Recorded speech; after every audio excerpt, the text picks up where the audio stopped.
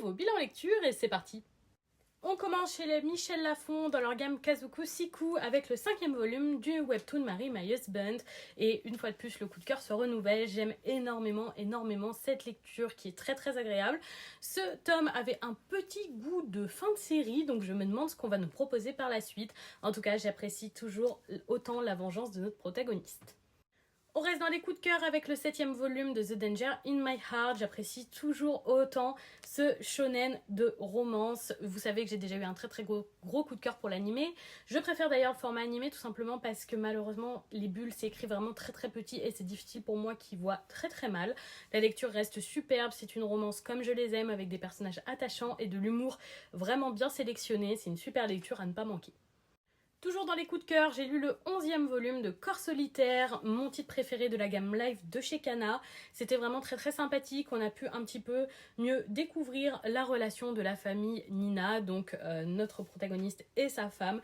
Et je suis assez étonnée de la tournure que ça prend. Je me doutais que leur couple n'allait pas durer, mais je ne pensais pas que ça se passerait comme ça, etc. Ça me rend très curieuse de lire le 12e volume et de voir comment ça va se passer pour eux. On continue chez Kana avec le 11e volume de Boys Abyss, un titre très mystérieux dans un univers qui change et avec des personnages vraiment un peu malsains, un peu torturés, très mélancoliques. C'est vraiment une lecture étrange et en même temps très Ce 11e tome a permis de clôturer le flashback sur la mère de notre personnage principal et sur Essemori qui est sur cette couverture. J'ai été assez surprise par certaines révélations de la fin de ce tome et surtout la personne qui refait son apparition en fin de tome, ce qui nous promet un tome 12 plein de rebondissements. Je me demande maintenant ce que Reiji va faire et ce qu'il va chercher à faire et je suis très curieuse. On termine chez Kana avec le 3e volume de I Cannot Reach You qui est donc un boys love lycéen. Et je suis assez déçue par ce titre malheureusement. Je retrouve tous les codes de la romance shoujo, donc la romance lycéenne mais hétérosexuelle, et malheureusement ça casse pas du tout les codes. Il n'y a pas beaucoup d'originalité mis à part le fait que c'est deux garçons et c'est très lent à la lecture, sachant que ce personnage là ne m'emballe pas particulièrement. Donc voilà, j'ai vu beaucoup de retours positifs sur ce titre et j'avoue ne pas trop comprendre pourquoi. Pour ma part, je suis pas emballée, je pense que je vais m'arrêter là.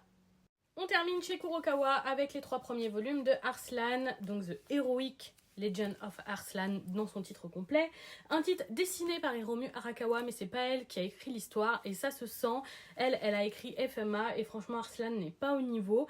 C'est un bon titre de type guerre historique, même si on est dans un univers fantasy, mais ça s'arrête là, ça manque d'originalité et je pense qu'il y a des meilleurs titres de ce style chez Doki Doki, donc je ne vais pas continuer.